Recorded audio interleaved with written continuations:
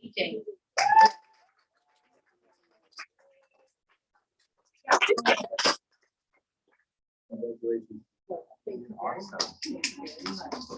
Congratulations.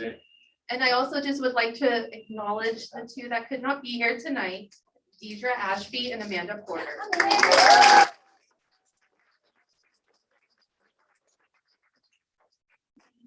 Smile here. We'll get the other side.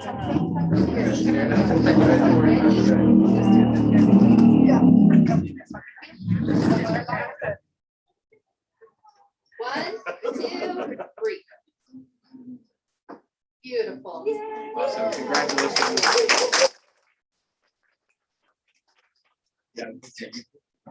Yeah.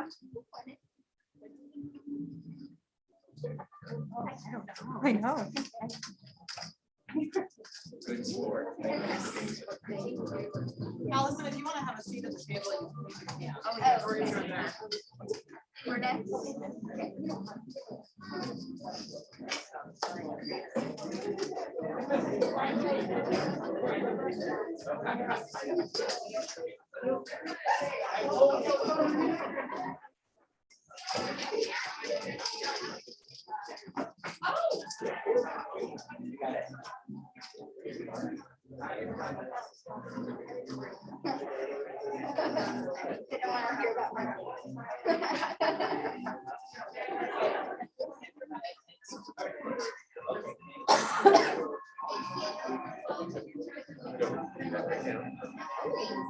So we have a resolution to recognize the teachers moving to permanent status. Do we have a motion to approve this resolution? Make a motion to approve. Thanks in a second. All in favor? Okay, the resolution's passed. So now we'll move on to item 2.2, the presentation and direction of math curricula and materials study session. Thank you, Fritz and Kendall. Ms. Lawrence, are you able to hear me in the back? We're like leaning towards. Now it's hard. Is that better? Okay. If I can go ahead and have our math presenters please come up, that would be great. Thank you. Come on up, Annie. Okay. Should be. Let's grab one more, Mr. Bernard.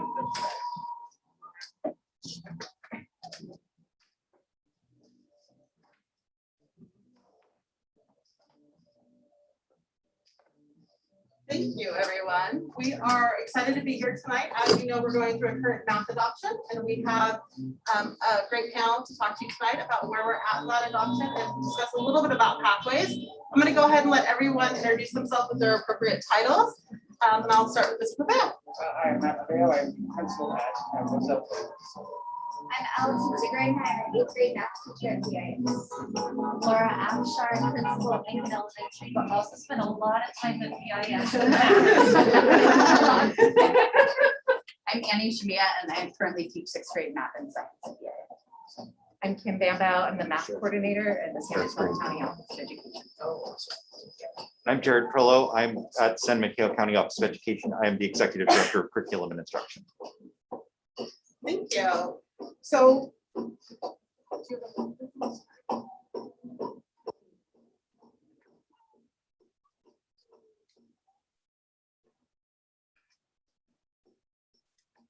right, first time in person, I'm going to remember how to. Thank you for your patience. Okay.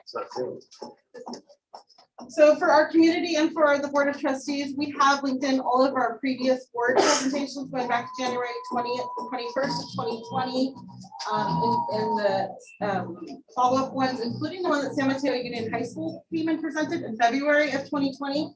If you remember, we had Dr. Julia Kempke and Brian Simmons both come and present on behalf of the districts, the Burlingame School District's students, how they perform at the high school level.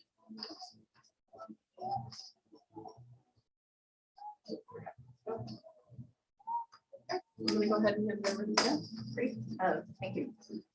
So this is the road to adoption. It has 4 phases. The first phase began before this school year began when you form a district math committee.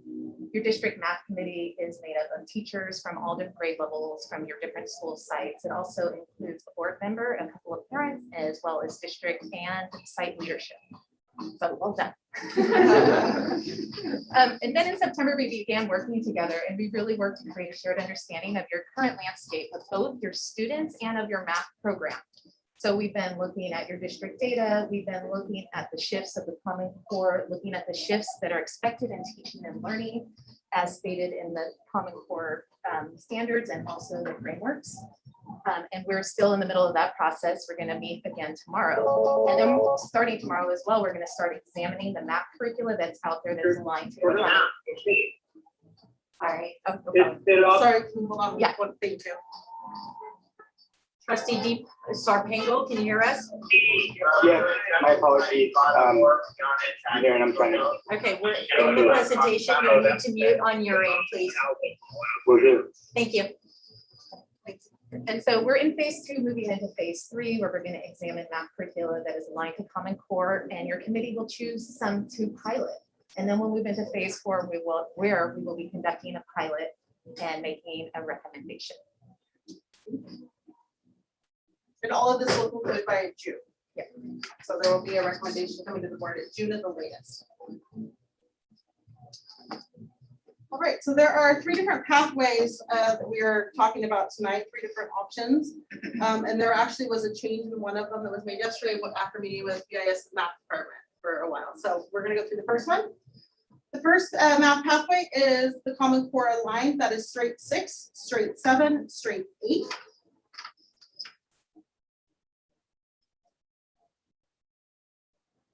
Okay, the next one is what we used to have as one of our choices, and it was the straight 6, the math 7, 8 compacted, and then algebra.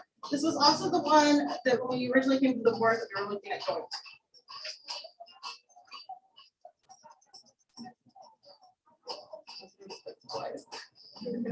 There we go. Okay.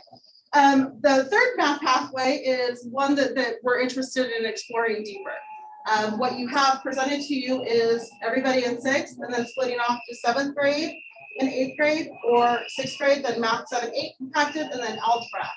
After speaking with the math department yesterday, they let me come into their department meeting during professional learning. The interest is actually in doing 2 pathways, a straight 6, straight 7, straight 8, so typical Common Core line, and then a second pathway of 6, 7, 7, 8, and algebra. So it gives students a little bit longer to get that base knowledge of those 3 years of math. So they're not just trying to compact it in 1 year. So although this does say that, we'd actually like to present math pathway 3 being again 6, 7, 8, and then compacted 6, 7, compacted 7, 8, and then algebra. And I appreciate all of their time with me yesterday around it. So some considerations that we're looking at going forward. And one of my roles at the county office is we have been working with the high school district and the other feeder districts in the area that feed the high school district, and looking at what is the experience of students 6th through 12th grade. And one of the things that came back really clearly is, and you saw this in the data just for Burlingame students, is that students can reach AP Calculus and AP Stats with the standard Common Core 6th, 7th, 8th grade, starting Algebra 1 as 9th graders. Many students do. Some of those students even took multiple AP courses. And then the other thing that really is just sort of as a math teacher, I was a high school math teacher, the course titles being the same doesn't always mean the content is the same. And I don't think there's anywhere more striking than Algebra 1 that has retained the same title through the Common Core, but is in many ways not the same course as Algebra 1 was in the past. And that is something that we're always stressing when we're talking with districts as they consider both curriculum and sort of the pathways that there are course offerings for their students. So we are here tonight to show you these three pathways. And I would like to actually invite Ms. Shimei and Ms. Ziegler to maybe talk a little bit about the discussion yesterday and why that third pathway was changed and what your thought process was behind it. Yeah, absolutely. So just to give you a little background on me, I've been teaching math in Burlingame for almost 18 years. I have taught math 6, math 6X, I've taught math 7, and I've taught math 7-8. So I've taught, the range of the accelerated courses and non-accelerated courses. And my experience is that, and now coming back to, I've been teaching 7th grade the last 3 years, and I'm coming back to 6th grade. And 6th grade, having taught math 7-8 for the last few years, it's a very complex class, right? Obviously, we're doing 2 years of curriculum in 1 year. And while the kids are really up for the challenge and they do amazing in that course, I had Elizabeth's son in my class. I had the pleasure of having him, and he rose to the challenge. It's really intense for them. And now going back into 6th grade, I'm like, gosh, we could have covered all of these things, if we would have melded 6th and 7th and kind of made it a little easier on them, they wouldn't breeze through 6th grade and then get to 7th and 8th and then be pulling their hair out and spending hours on math homework. And so we really felt like it was creating more equity for the kids so that in 7th grade, they're not needing to hire tutors and come see me at all hours and getting emails at all times and asking parents are asking me for tutor suggestions. So we just felt like it was really fair and it was opening it up for the equity part of things. We felt like it was the best pathway. Other things to say. Yeah. Allison, do you want to add? I think going along with the equity piece, I know there was a big issue last year of wanting algebra for all and having that option. So with the 2 pathways, like we discussed yesterday with our math department, there would be no requirement. You would opt in to whichever pathway your family or the student chooses, and it would have to be a family decision, like, hey, this is what we're signing up for, so this is what we're going to do. But there is always that option to go back to another pathway if it's not working out. There's always that option, and so no requirements, but also the 2 pathways would really give options. I thought Matt. Trustee Sarpengal? Yeah. Trustee Sarpengal? No, well, I hadn't heard back anything yet. I'm like, what's going on here? And then Trustee Sarpengal. And then coincidentally, Matt, and he's like, yeah. Yeah. Sorry, and then the 2 pathways would also give better options for students because it might not work for one student to do the 6, 7, 7, 8 algebra. It might not work for them with how they learn math. There might be a better option to go a straight 6, 7, 8 way. And just like he had said, if you do algebra freshman year in high school, you can still get APs, you can advanced math classes, and you can do contact in your high school when your brain is a little bit more developed. So I think it's good to have those 2 options. One of the other items that we spoke about yesterday at the math department meeting, if you would like to elaborate, we also talked about the fact that allowing these options, we can start prior to 6th grade, helping some of our students that historically have been underrepresented within those classes to give support, targeted supports to increase those numbers too. Because that was a big concern of ours. How do we make sure that everybody's getting access to that? Because they might not be able to have access to a tutor. So that was something we talked about, whatever pathway we go forward with, working really closely with the math department and then with elementary, Mr. Paveo, and saying what we can do to help support students at earlier ages to increase that, should they have a desire. Yeah, and I think we met today as a math department again, and we talked a little bit about educating parents and really having them understand coming out of 5th grade what it is to sign up then for math 6, 7 and be on that pathway. And that because I had heard last year after some of my, or I guess it was 2 years ago, when it was opened up algebra for all and anyone could sign up, I had students coming to me like, hey, Mrs. Shmea, I signed up. Like, great, you're getting a C- in there. Like, that's not okay. Yeah. And so there was a lack of communication and understanding, I think, with the parents. And we really have to partner with the families so that they understand, so that they can support their kids. We all want the same thing. We all want them to feel successful and challenged and happy. And but it seemed like there was a disconnect there. So I think that communication piece is huge. Are there any questions from? Do students ever move into algebra in middle school? And then also retake it in their freshman year? And does the high school have data on how that helps or hinders? I'm not sure about the data piece, but I do know there were a hand, because last year was the first year they could opt in without having to text or do 7-8. I know that last year there was a handful of parents who reached out to me, so I did teach algebra last year, who asked, should my student take algebra again because they weren't doing so great? Some of those students, I said, yes, they should take it again because algebra is fundamental for math moving forward. But I know some students, they were smarter than they were letting me on to believe. And I think they could have been fine in high school because I don't believe for VHS there is a requirement to take It almost seems like it's kind of like how like it would be such a great base. right. Algebra and then take it again. Yes. And then Yeah, so even students that I had maybe had yes last year didn't do so great, I think they were still accepted into geometry.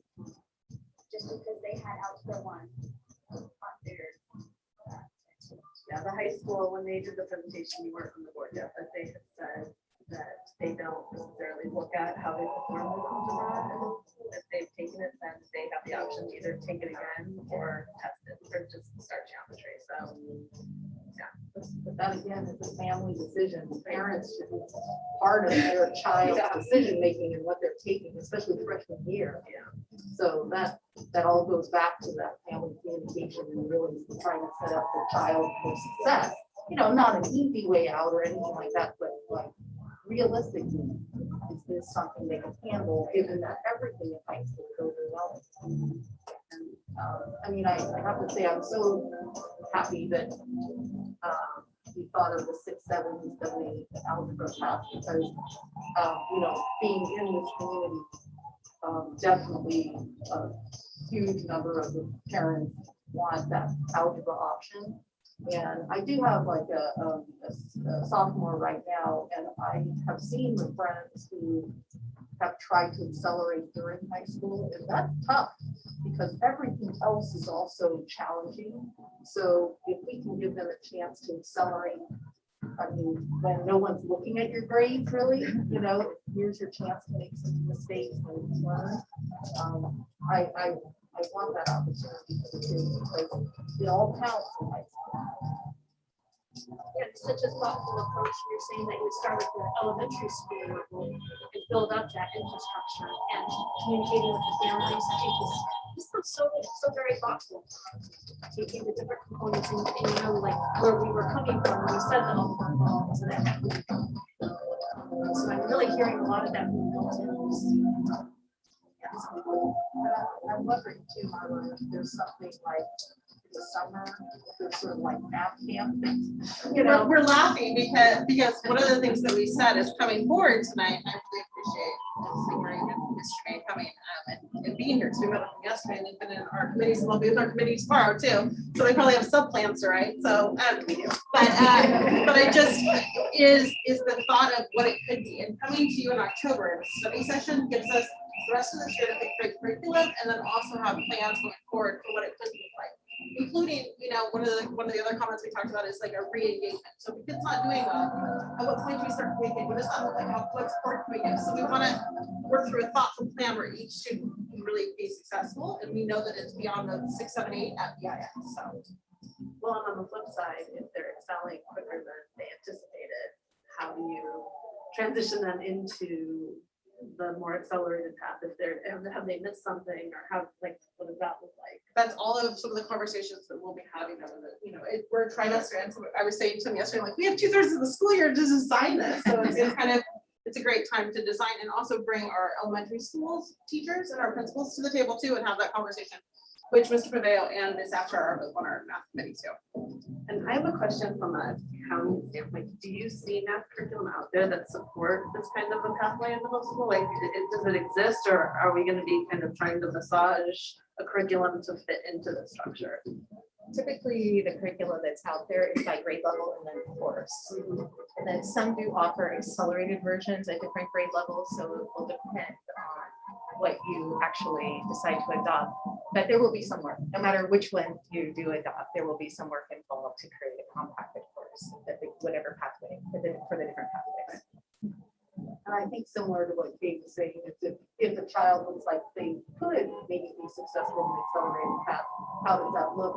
And similarly, if we have a child coming from a different district whose parent insists that they go on this accelerated path, though they're coming from a middle school that didn't have that, how do you accommodate that? That's what. Trustee Wong, were you in our math department meeting yesterday? No, It's like everything. That's all Right. top of my mind. Exactly. And I think this is awesome. Hi, Annie, could you tell us how do math teachers feel about the different methods? We are all in agreement that this is the best pathway to move forward. That's awesome. That's what I was curious about. And we've felt this way for a very long time, but this is the first time we're being asked.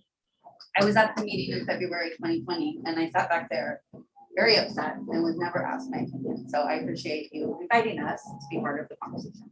We're so glad to hear that. Yeah.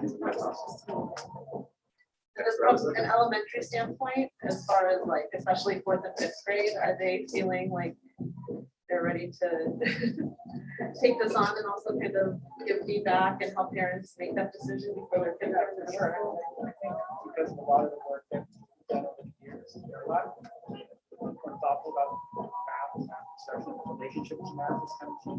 We have a lot deeper discussion around it. I was having some today. So they're excited for the possibility of curriculum.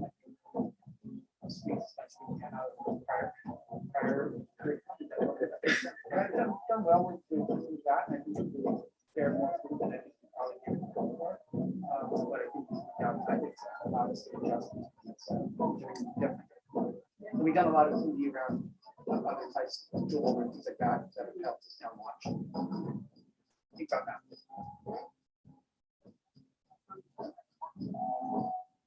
Any plans to track participation as well as successful perception of teachers and parents? Sure. So we do track all of that, and we've brought the data. We also, the nice thing about working with Jared and Kim is, like they said, all the feeder districts meet once a month with San Mateo Union, and we do look at data across where we're at and where our students are longitudinally, not just when they leave JIS. So that's a great relationship that we do have with the county, where we can see how our students do with the data.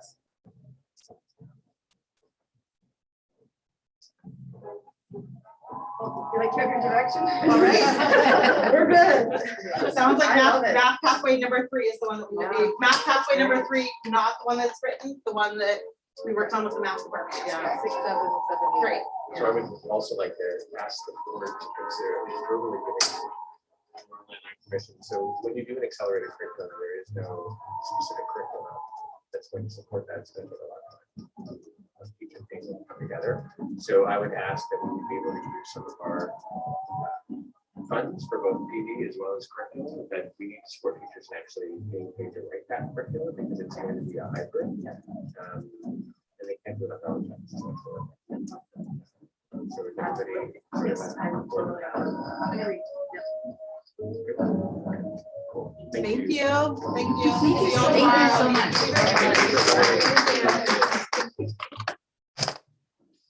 Oh, 9 a.m. All right. We'll be there. Except for you, Jared. That's always How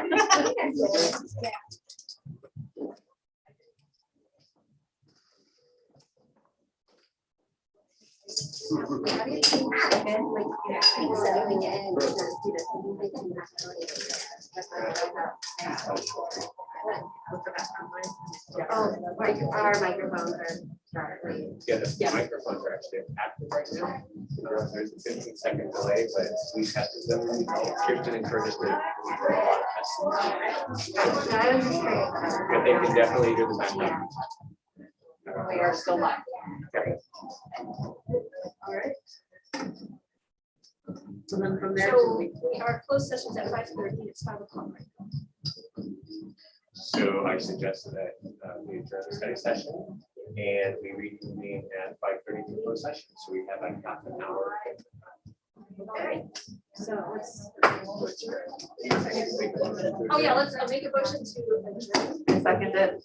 and to reconvene at 5:30. Second that. Aye.